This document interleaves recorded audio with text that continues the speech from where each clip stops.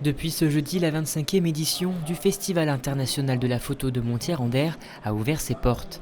Chaque année, cet événement rassemble plus de 40 000 visiteurs.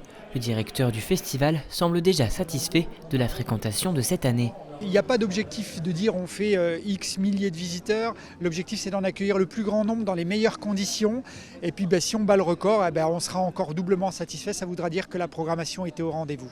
Avec 15 sites d'exposition, les visiteurs peuvent retrouver plusieurs centaines d'œuvres durant ces 4 jours. Animaux, paysages ou encore tribus, chaque artiste fait passer un message au travers de leurs clichés.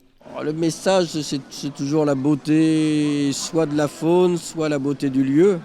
Disons que ce qui me fait dessiner, moi, c'est une émotion et c'est souvent la lumière ou l'équilibre du paysage. Donc j'essaye de transcrire ça, mais toujours très imparfaitement. Le message qu'on a envie de faire passer, c'est une ouverture vers le monde, vers l'autre, vers la diversité et sans jugement. Parce que c'est vrai que comme vous avez pu voir dans l'exposition, il y a des scarifications, il y a un autre mode de vie que le nôtre. Et c'est justement la richesse de l'humanité qu'on veut présenter. Les messages que moi je fais passer par l'esthétique des photographies doivent interpeller justement le public sur la beauté simple de la nature. Rester tout à fait humble devant la nature, mais surtout avoir une relation avec elle qui fait partie de notre quotidien et qui nous permet donc de la respecter.